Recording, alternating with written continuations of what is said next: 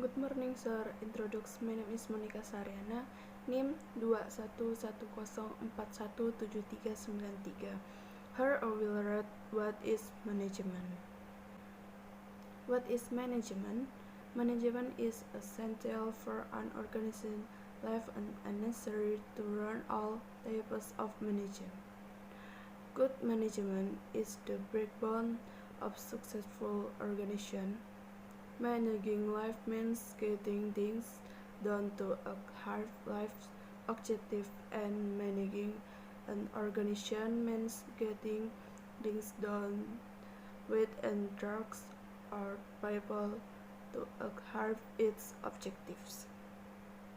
Better management is and our sense will continue to be a subject of debate.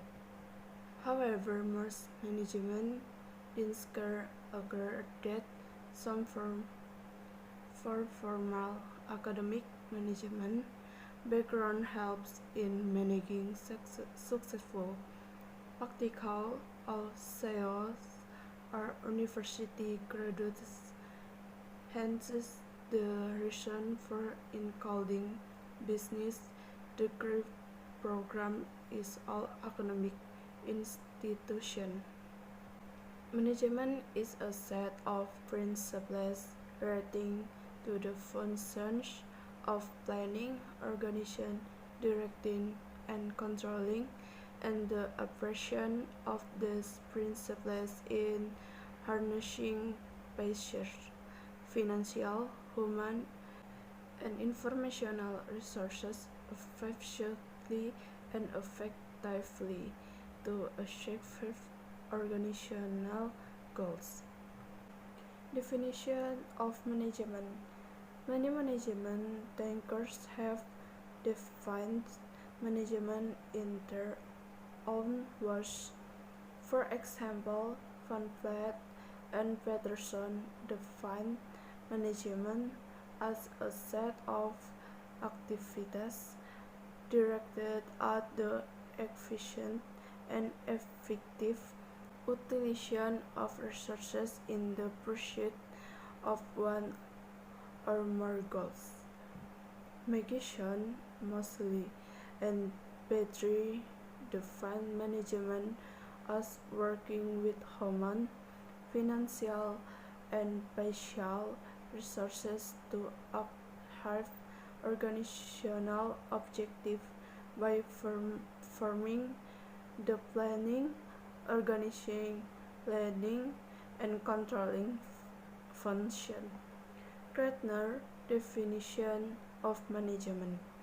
Management is a problem-solving process of effectively achieving organizational objectives through an efficient use of scarce resources in a science environment. According to V. W. Taylor, management is an art of knowing what to do, when to do, and see that it is done in the best and cheapest way. According to Harcourt, management is an art of getting things done, drugs, and with the people informally organizing groups. It is an art of creating an environment in which people can perform an individual and can cooperate towards attainment of group goals. A leader has certain inherent qualities and traits which assist him a planning, a directing role, and wielding commanding influence with others. Leadership is an integral part of management and play a vital role in managerial operation. While management is an integral component of technical as well as social process, the practice of management is as old as human civilization.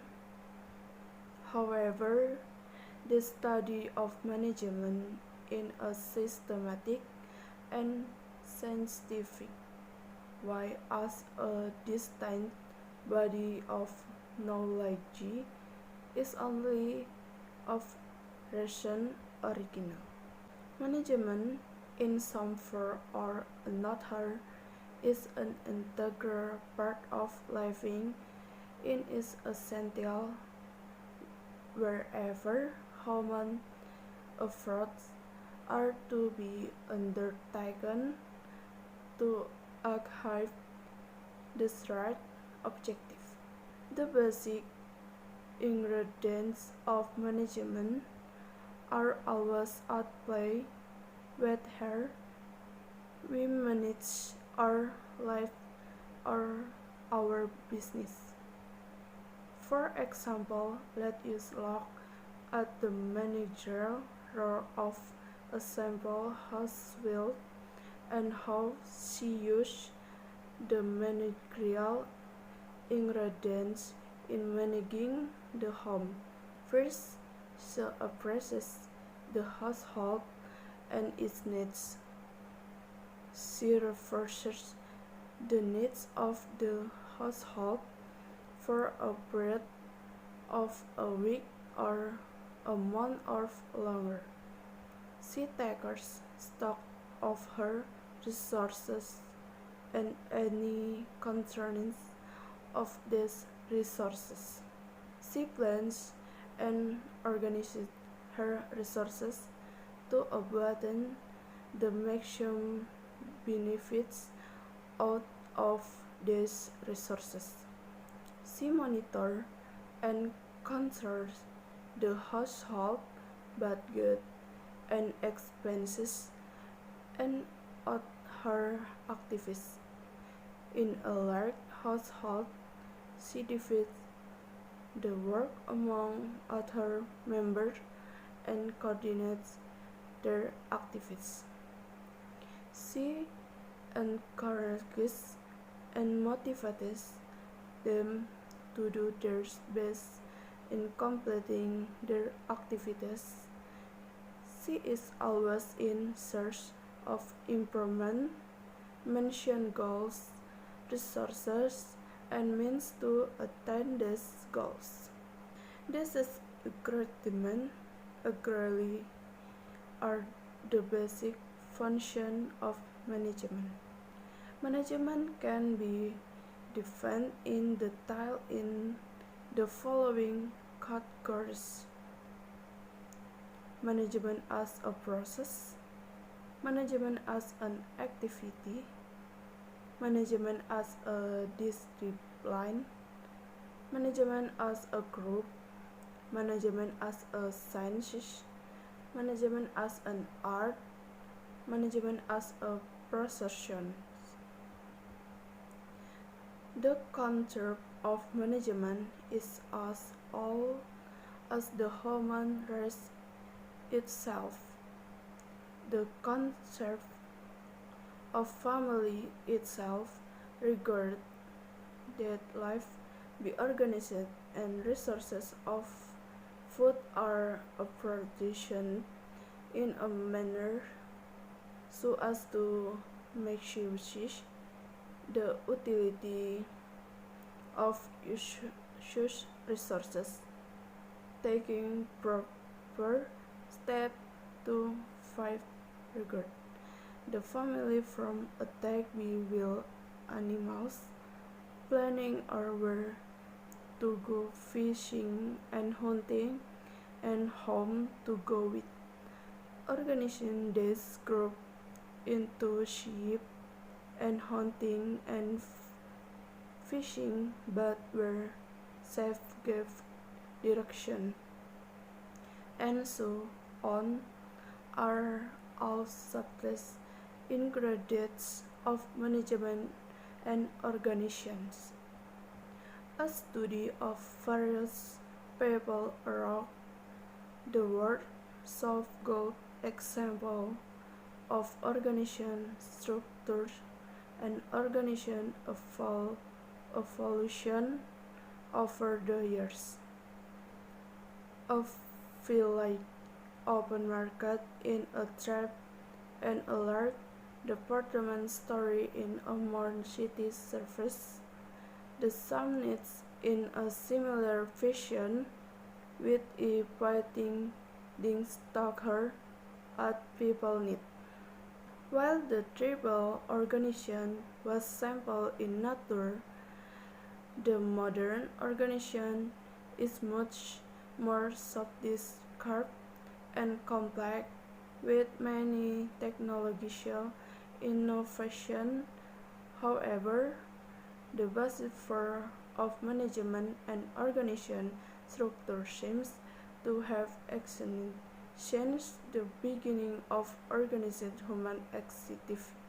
Even the recorded history shows the application of some current management techniques as far back as 5000 BC, when the ancient Sumerians used written records in executing governmental operations.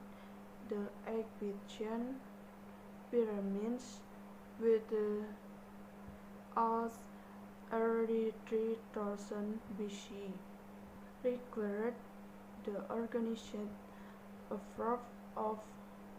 over more than 1,000 workers. It would be not natural to assume that all functions of modern management, namely planning, organizing, directing, and controlling, played a significant role in the construction of these monuments. Similarly, the early civilization of India bears witness to organizing living. Management as a system is not only an essential element of an organized society, but also an integral part of life. When we talk about managing our lives, managing life is not much different from managing an organization, and this art of management has been with use from times immemorial. Just as a well-managed life is much better organized, goal-oriented, and successful, good management of an organization makes the differences between the success and the virtue of the organization. Perhaps the importance of management was highlighted by the late President of the United States, John F. Kennedy, when he said that the role of management in our city is critical in human process. It serves to identify a great need of our time to improve standards of living for our people through the effective utilization of human and material sources. Similar, Peter F. Drucker, a not management authority, has emphasized an importance of management to social living.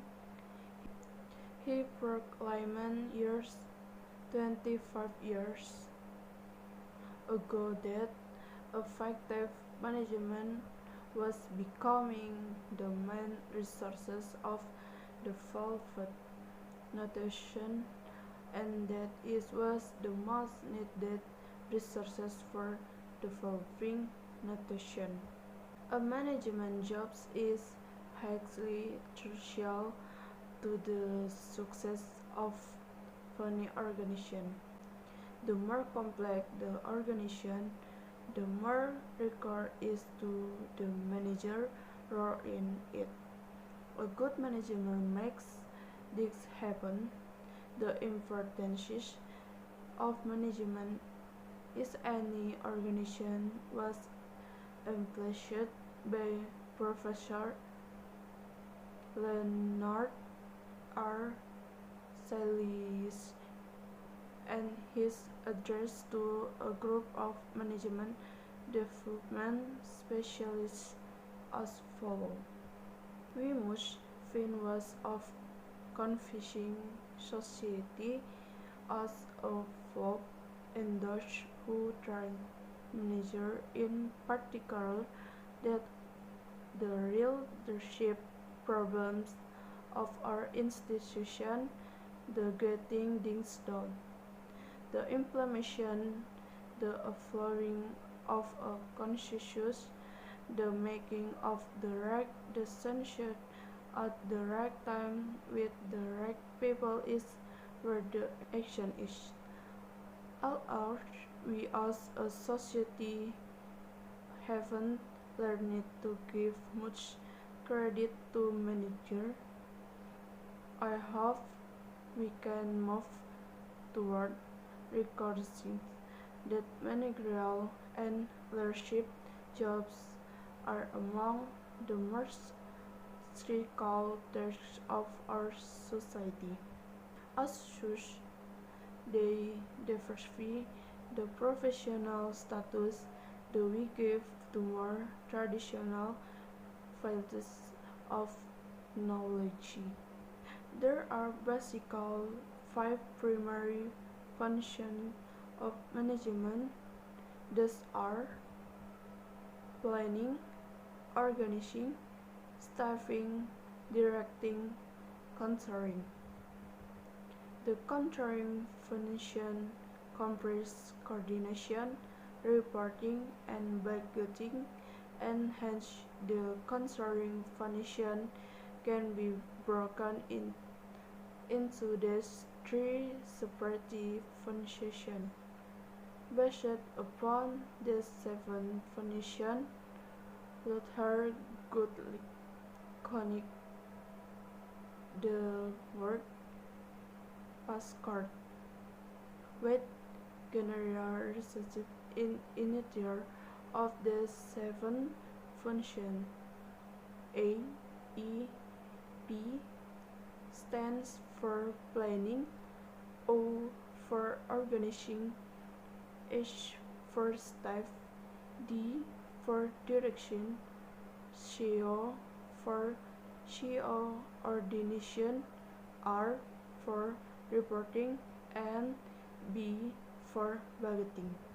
But planning, organizing, staffing, directing, and controlling are really recognized functions of management. Number 1. Planning. Planning is future-oriented and determines an organization's direction.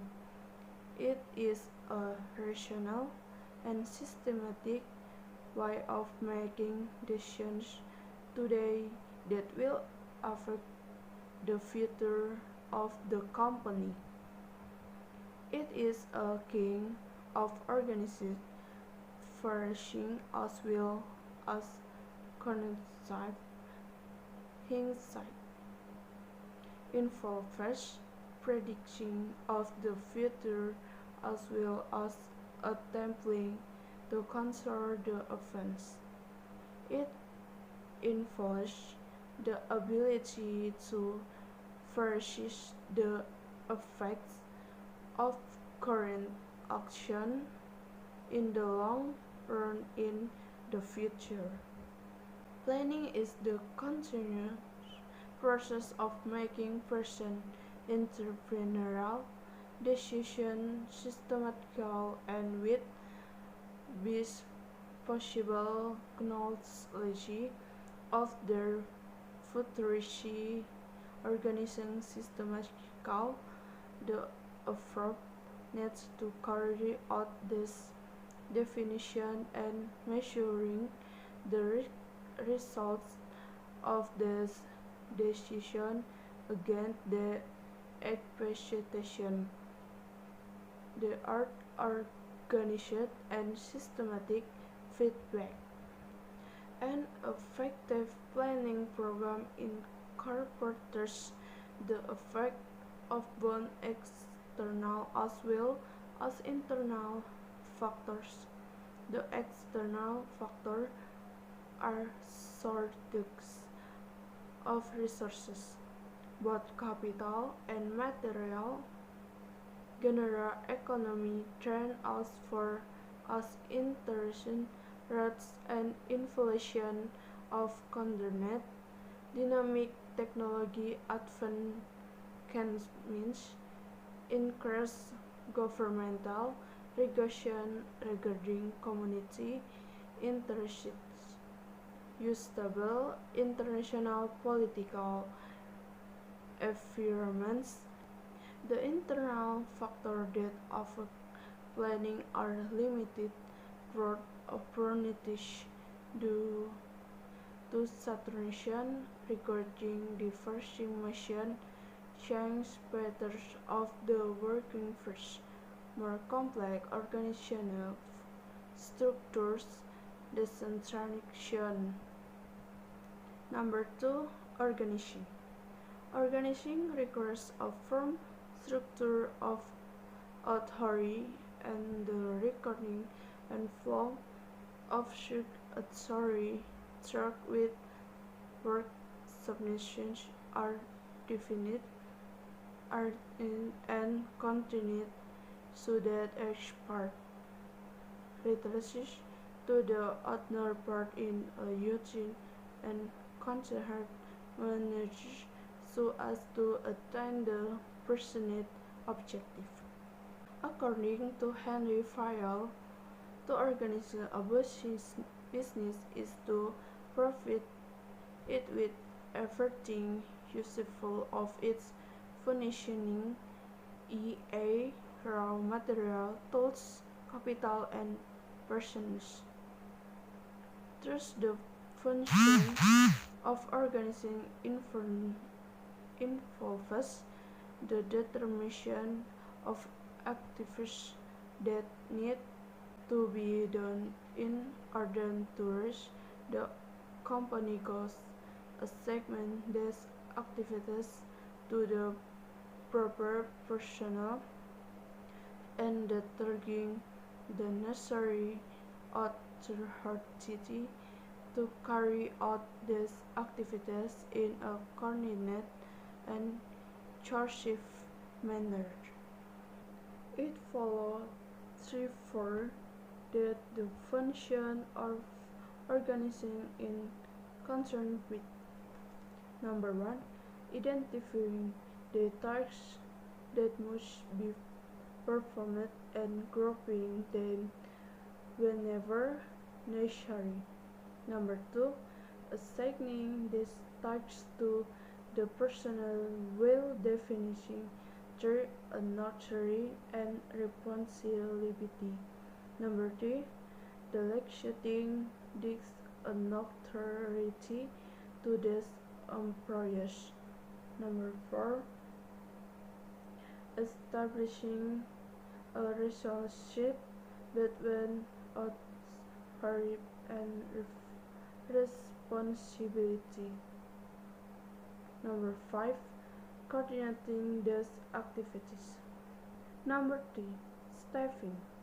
Staffing is the function of hiring and returning a sufficient workforce for the enterprise both at managerial as well as non-managerial levels.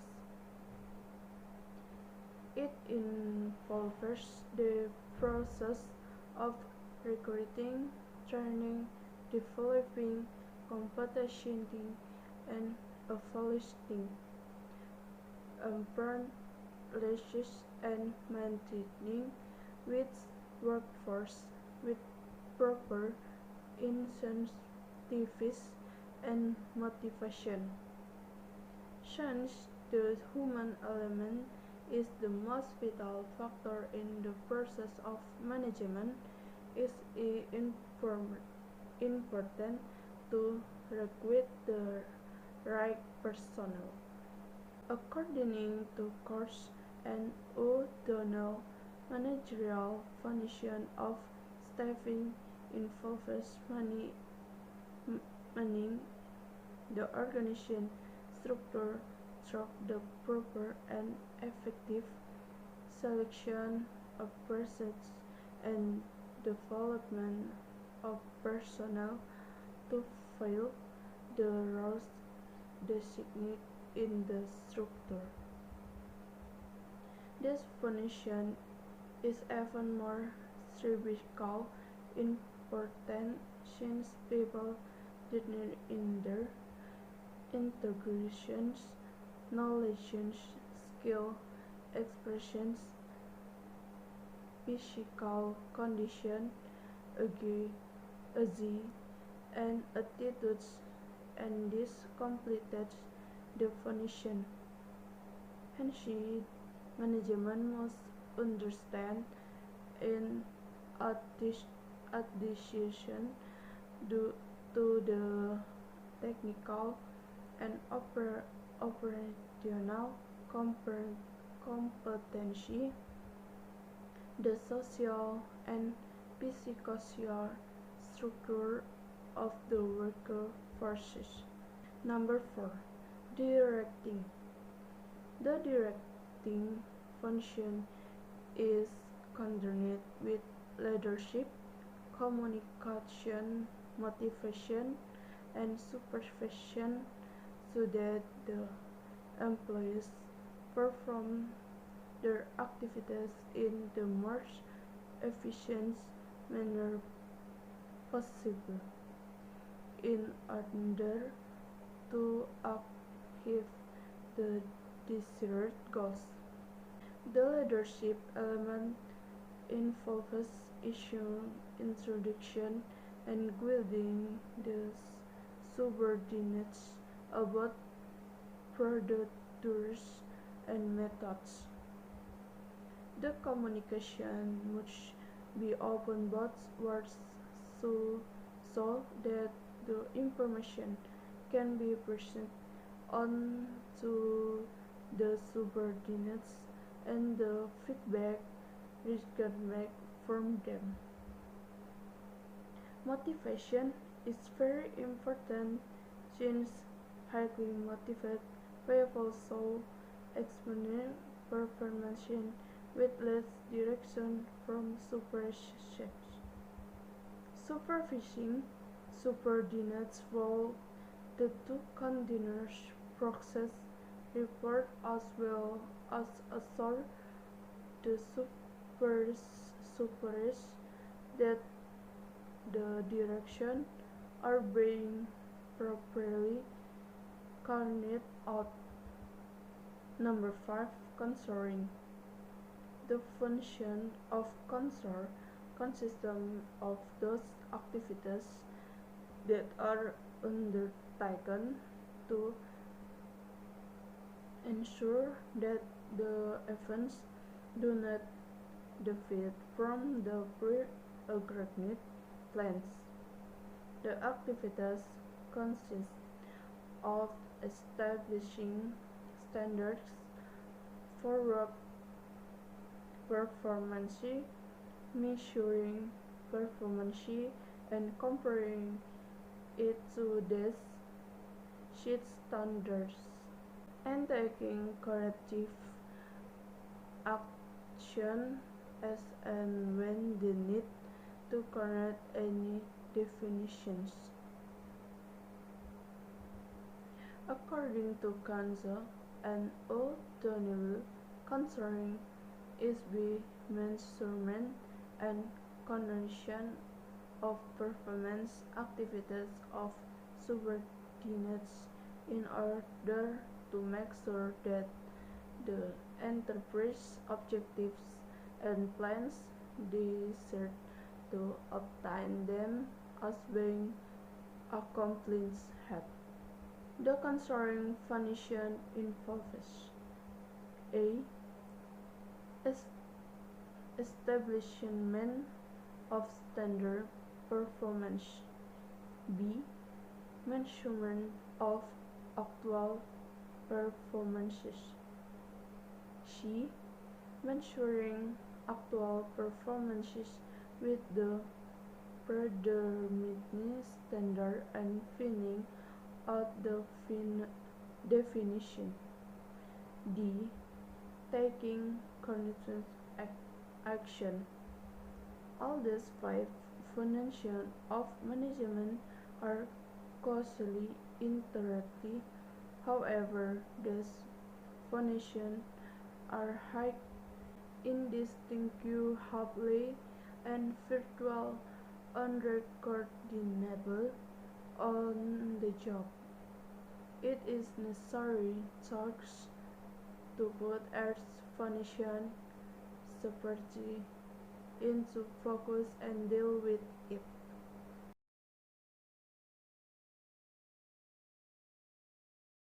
Baiklah, di sini saya akan membacakan terjemahan apa itu manajemen. Manajemen sangat penting untuk kehidupan yang terorganisir dan diperlukan untuk menjalankan semua jenis manajemen. Manajemen yang baik adalah tulang punggung organisasi yang sukses. Mengelola kehidupan berarti menyelesaikan sesuatu untuk mencapai tujuan hidup, dan mengelola organisasi berarti menyelesaikan sesuatu dengan melalui orang lain untuk mencapai tujuannya. Apakah manajemen adalah seni atau ilmu akan terus menjadi bahan perdebatan. Namun, sebagian besar pemikiran manajemen setuju bahwa beberapa bentuk latar belakang manajemen akademis formal membantu dalam mengelola dengan sukses. Praktis, semua CEO adalah lulusan universitas. Oleh karena itu, alasan untuk memasukkan program gelar bisnis di semua institusi akademik. Manajemen adalah seperangkat prinsip yang berkaitan dengan fungsi perencanaan, pengorganisasian, pengarahan, dan pengendalian, dan penerapan prinsip-prinsip ini dalam memanfaatkan sumber daya fisik, keuangan, manusia, dan informasi secara efisien dan efektif untuk mencapai tujuan organisasi. Definisi manajemen. Banyak pemikiran manajemen telah mendefinisikan manajemen dengan cara mereka sendiri. Misalnya, Van Vleet dan Peterson mendefinisikan manajemen sebagai serangkaian kegiatan yang diarahkan pada pemanfaatan sumber daya yang efisien dan efektif dalam mengejar satu atau lebih tujuan. McGinson, Mosley, dan Pietri mendefinisikan manajemen sebagai bekerja dengan sumber daya manusia, keuangan, dan fisik untuk mencapai tujuan organisasi dengan melakukan fungsi perencanaan, pengorganisasian, memimpin, dan mengendalikan. Definisi manajemen menurut Kreitner, manajemen adalah proses pemecahan masalah untuk mencapai tujuan organisasi secara efektif melalui penggunaan sumber daya yang langka secara efisien dalam lingkungan yang berubah. Menurut F. W. Taylor, manajemen adalah seni mengetahui apa yang harus dilakukan, kapan harus dilakukan, dan melihat bahwa itu dilakukan dengan cara terbaik dan termudah. Menurut Harold Kunz, manajemen adalah seni untuk menyelesaikan sesuatu melalui dan dengan orang-orang dalam kelompok yang terorganisir secara formal. Ini adalah seni menciptakan lingkungan di mana orang dapat melakukan dan individu dan dapat bekerja sama menuju pencapaian tujuan kelompok. Seorang pemimpin memiliki kualitas dan sifat yang melekat tertentu yang membantunya dalam memainkan peran mengarahkan dan menggunakan pengaruh memerintah yang lain. Kepemimpinan adalah bagian integral dari manajemen dan memainkan peran penting dalam operasi manajerial. Sedangkan manajemen merupakan komponen integral dari proses teknis dan sosial. Praktik manajemen sama tuanya dengan peradaban manusia. Namun, studi tentang manajemen dengan cara yang sistematis dan ilmiah sebagai kumpulan pengetahuan yang berbeda baru muncul belakangan ini. Manajemen dalam beberapa bentuk atau lainnya merupakan bagian integral dari kehidupan dan sangat penting dimanapun upaya manusia harus dilakukan untuk mencapai tujuan yang diinginkan. Bahan dasar manajemen selalu berperan. Apakah kita mengelola hidup kita atau bisnis kita? Sebagai contoh, mari kita lihat peran manajerial seorang ibu rumah tangga sederhana dan bagaimana dia menggunakan bahan-bahan manajerial dalam mengelola rumah. Pertama, dia menilai rumah tangganya dan kebutuhannya. Dia memperkirakan kebutuhan rumah tangga untuk jangka waktu seminggu atau sebulan atau lebih. Dia mengambil stok sumber dayanya dan kendala apapun pada sumber daya ini. Dia merencanakan dan mengatur sumber dayanya untuk mendapatkan manfaat maksimal dari sumber daya ini. Dia memantau dan mengontrol anggaran dan pengeluaran rumah tangga dan kegiatan lainnya. Dalam rumah tangga besar, dia membagi pekerjaan di antara anggota lain dan mengorganisasikan kegiatan mereka. Dia mendorong dan memotivasi mereka untuk melakukan yang terbaik dalam menyelesaikan kegiatan mereka. Dia selalu mencari perbaikan, menyebutkan tujuan, sumber daya, dan saran untuk mencapai tujuan ini. Unsur-unsur tersebut pada umumnya merupakan fungsi dasar dari manajemen. Manajemen dapat didefinisikan secara detail dalam kategori berikut. Yang pertama, manajemen sebagai proses. Yang kedua, manajemen sebagai kegiatan. Yang ketiga, manajemen sebagai disiplin. Yang keempat, manajemen sebagai grup. Yang kelima, manajemen sebagai ilmu. Yang keenam, manajemen sebagai seni. Dan yang ketujuh, manajemen sebagai profesi. Konsep manajemen setua umat manusia itu sendiri. Konsep keluarga itu sendiri mengharuskan kehidupan diatur dan sumber daya makan dibagi sedemikian rupa untuk memaksimalkan kegunaan sumber daya tersebut. Mengambil langkah-langkah yang tepat untuk melindungi keluarga dari serangan binatang buas. Merencanakan kemana akan pergi memancing dan berburu dengan siapa. Mengorganisir kelompok-kelompok ini menjadi pemimpin dan kelompok berburu dan memancing di mana pemimpin memberi arahan dan seterusnya. Semuanya adalah bahan halus dari manajemen dan organisasi.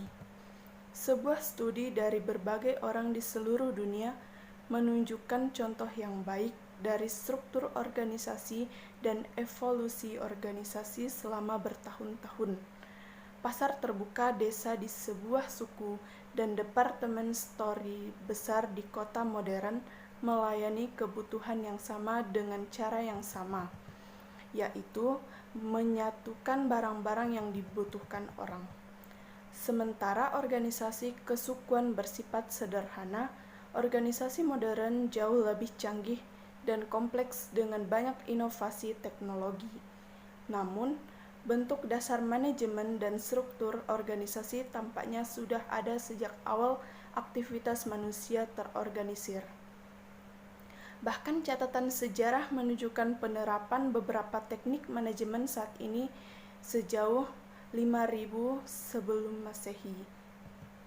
Ketika bangsa Sumeria kuno menggunakan catatan tertulis dalam membantu operasi pemerintah, piramida Mesir dibangun pada awal 3000 sebelum Masehi. Membutuhkan upaya terorganisir lebih dari 1000 pekerja. Wajar jika semua fungsi manajemen modern, yaitu perencanaan, pengorganisasian, pengarahan, dan pengendalian, memainkan peran penting dalam membangun monumen ini. Demikian pula peradaban awal India menjadi saksi kehidupan yang terorganisir. Manajemen sebagai suatu sistem tidak hanya merupakan elemen penting dari masyarakat yang terorganisir, tetapi juga merupakan bagian integral dari kehidupan ketika kita berbicara tentang mengelola hidup kita. Mengelola kehidupan tidak jauh berbeda dengan mengelola organisasi dan seni. Manajemen ini telah bersama kita sejak dahulu kala. Sama seperti kehidupan yang dikelola dengan baik, jauh lebih terorganisir, berorientasi pada tujuan dan sukses. Manajemen organisasi yang baik membuat perbedaan antara keberhasilan dan kegagalan organisasi. Mungkin pentingnya manajemen disorot oleh mendiang Presiden Amerika Serikat John F. Kennedy ketika dia mengatakan bahwa peran manajemen dalam masyarakat kita sangat penting dalam kemajuan manusia. Ini berfungsi untuk mengidentifikasi kebutuhan besar zaman kita, untuk meningkatkan standar hidup semua orang melalui pemanfaatan sumber daya manusia dan material secara efektif. Demikian pula Peter F. Drucker, otoritas manajemen terkenal, telah menekankan pentingnya manajemen untuk kehidupan sosial. Dia menyatakan hampir 25 tahun yang lalu bahwa manajemen yang efektif menjadi sumber daya utama negara-negara maju, dan itu adalah sumber daya yang paling dibutuhkan untuk negara-negara berkembang. Pekerjaan seorang manajer sangat penting untuk keberhasilan organisasi manapun. Semakin kompleks organisasi, semakin penting peran manajer di dalamnya. Manajer yang baik membuat sesuatu terjadi. Pentingnya manajemen dalam organisasi manapun ditekankan oleh Profesor Leonard R. Siles dalam pidatonya kepada sekelompok spesialis pengembangan manajemen sebagai berikut.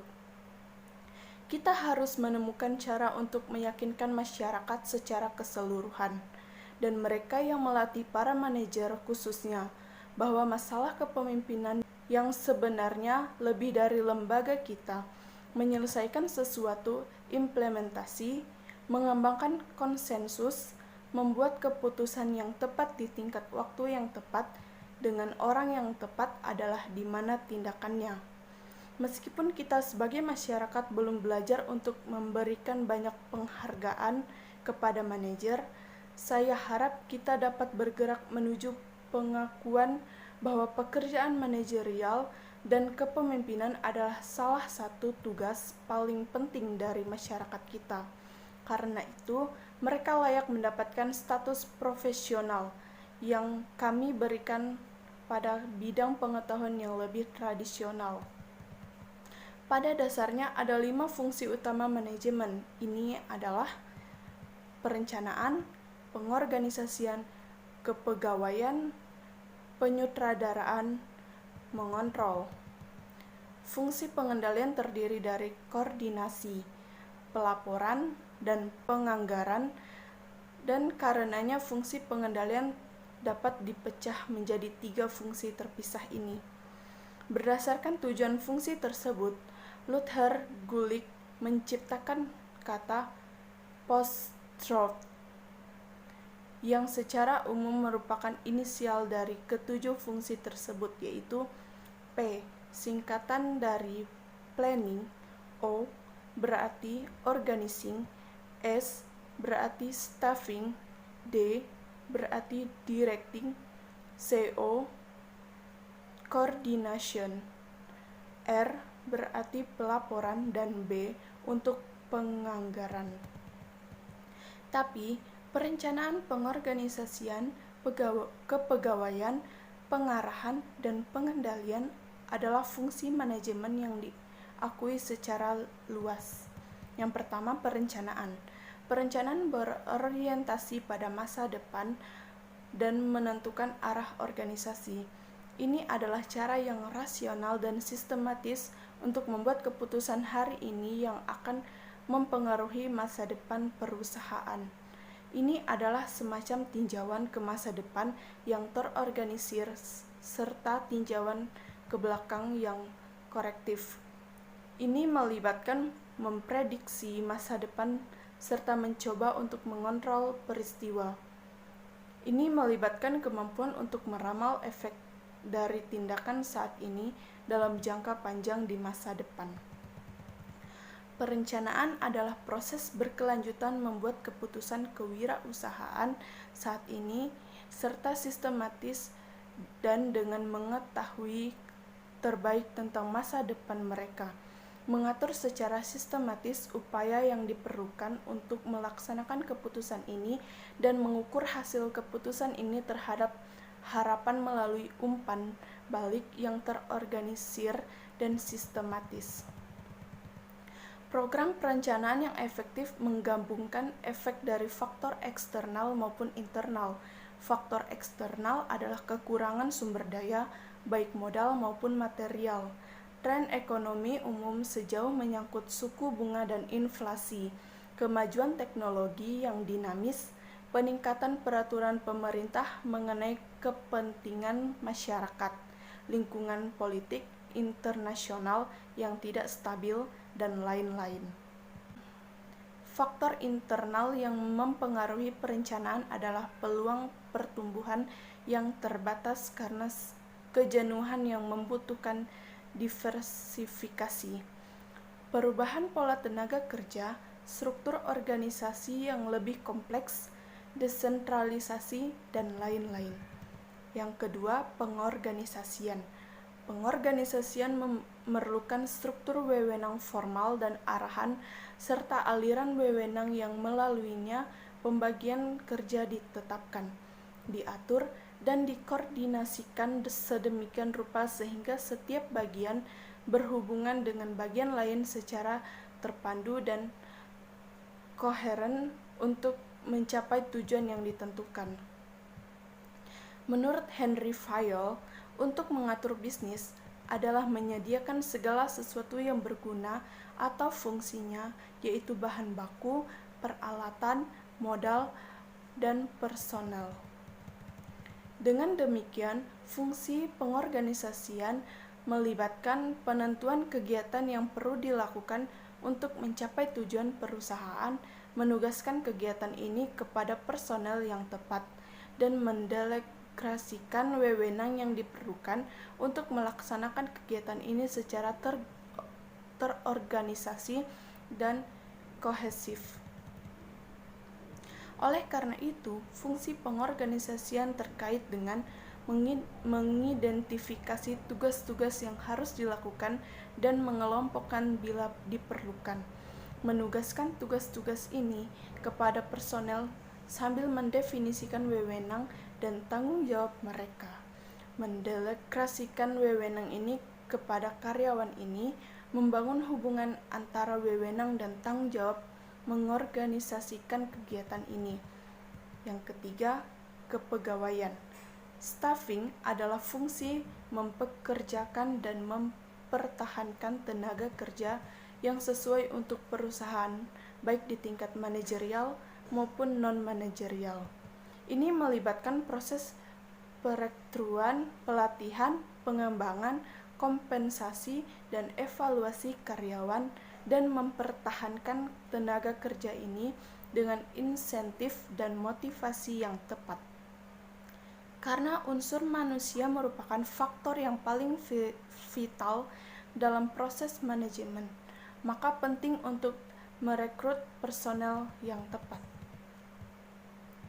Menurut Koch dan O'Donnell, Fungsi manajerial kepegawaian melibatkan pengelolaan struktur organisasi melalui pemilihan, penilaian, dan pengembangan personel yang tepat dan efektif untuk mengisi peran yang dirancang dalam struktur. Fungsi ini bahkan lebih penting lagi karena orang berbeda dalam kecerdasan pengetahuan, keterampilan, pengalaman, kondisi fisik, usia, dan sikap mereka, dan ini memperumit fungsi tersebut. Oleh karena itu, manajemen harus memahami selain kompetensi teknis dan operasional, struktur sosiologis dan psikologis tenaga kerja. Yang keempat, penyutradaraan. Fungsi pengarahan berkaitan dengan kepemimpinan, komunikasi, motivasi, dan pengawasan agar para pegawai melakukan kegiatannya dengan cara yang seefisien mungkin untuk mencapai tujuan yang diinginkan. Untuk kepemimpinan melibatkan mengeluarkan instruksi dan membimbing bawahan tentang prosedur dan metode. Komunikasi harus terbuka dua arah sehingga informasi dapat disampaikan kepada bawahan dan umpan balik yang diterima dari mereka.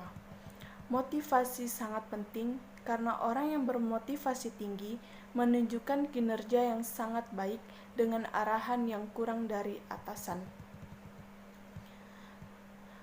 Mengawasi bawahan dan menghasilkan laporan kemajuan yang berkelanjutan, serta meyakinkan atasan bahwa arahan sedang dilakukan dengan benar.